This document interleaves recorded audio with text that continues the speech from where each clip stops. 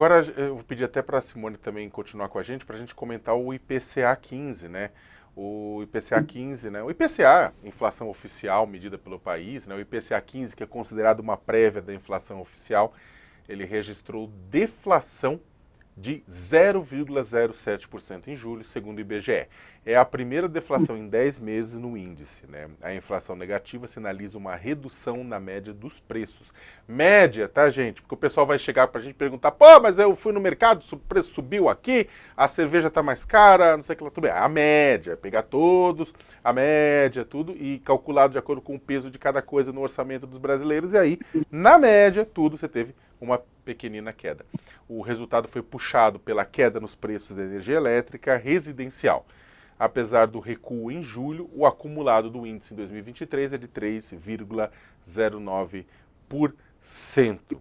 Simone, como é que a gente pode ler isso? E ainda mais acho que ler isso no momento em que a gente está esperando o Banco Central decidir a respeito da redução das pornográficas taxas de juros a 13,75% ao ano, que é a taxa base. Claro, quem está nos ouvindo, se vocês forem tentar conseguir uma taxa de juros de 13,75%, a menos que você pegue crédito rural, né, você não vai conseguir no banco para poder comprar. O cheque especial não é isso. Mas como é que pode ser entendido essa deflação, considerando que logo mais ali na esquina o Banco Central se reúne para discutir a taxa de juros? Pois é, Sakamoto, essa deflação, né, isso já vem acontecendo no índice geral de preço, índice de preço por atacado, índice de preço por atacado, né, e agora ela está no índice de preços ao consumidor. Então é o seguinte, realmente temos uma tendência aí de redução da inflação, né, no acumulado de 12 meses, tá? Nós já temos aí, então, no acumulado de 12 meses, uma inflação até o momento, né? Pegar de julho de 2022 até agora, a gente já tem uma inflação acumulada que é menor do que a meta de inflação estipulada pelo Banco Central para o ano de 2023. Tá? Então, assim, não faz sentido nenhum a manutenção dessa taxa de juros que nós temos hoje em 3,75%. O Banco Central costuma atribuir, né, um dos motivos pelos quais o Banco Central é, ainda, né, enfim, sustenta essa sua política monetária, que é descabida, é de que as expectativas inflacionárias vindas do mercado ainda estão superiores às metas. Pois bem, eu acho que a hipótese que a gente tem que trabalhar é de que as expectativas que o mercado formula é que estão bastante equivocadas. Né? A realidade vem mostrando já há algum tempo que a inflação está convergindo para a meta e é possível que fique, inclusive, abaixo da meta estipulada para esse ano, o que não é bom. Não é bom porque o custo social de tudo isso, né? O custo para os endividados, de um lado, família e empresas, né?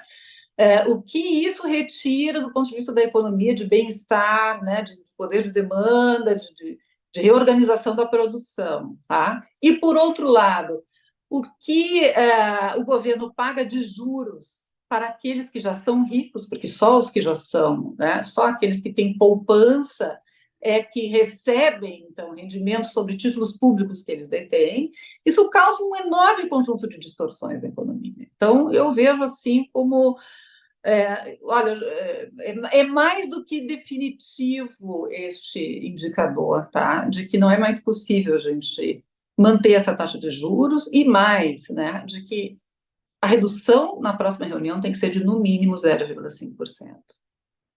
Antes de te liberar, Simone, e já agradecendo aqui, pedindo desculpa pela exploração, né? Mas é que acabou de pipocar aqui na homepage do UOL uma outra informação. Eu vou até ler para você. A arrecadação federal ela recuou 3,37% em junho, mas registrou seu melhor semestre desde 1995, ou seja, nos últimos 28 anos. A arrecadação do governo federal teve queda real de 3,37% em junho, sobre o igual mês do ano passado, a 180 bilhões 475 milhões de reais, segundo informou a Receita Federal nesta terça. O resultado é o segundo melhor da série histórica, iniciada em 95, com valores corrigidos pela inflação abaixo apenas do resultado de 2022, quando ficou em 186 bilhões 764 milhões, né? O dado veio acima da expectativa de mercado, conforme pesquisa da Reuters, que apontava para uma receita de 178 bilhões.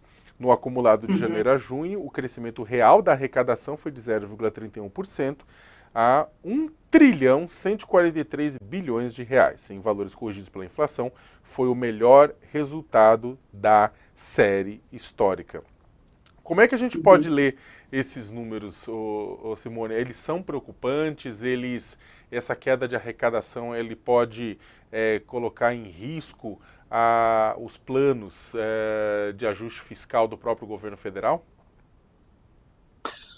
Olha, se você me permite, eu gostaria de fazer um link com o que a gente estava discutindo anteriormente, né, que é a Uhum. questão da taxa de juros.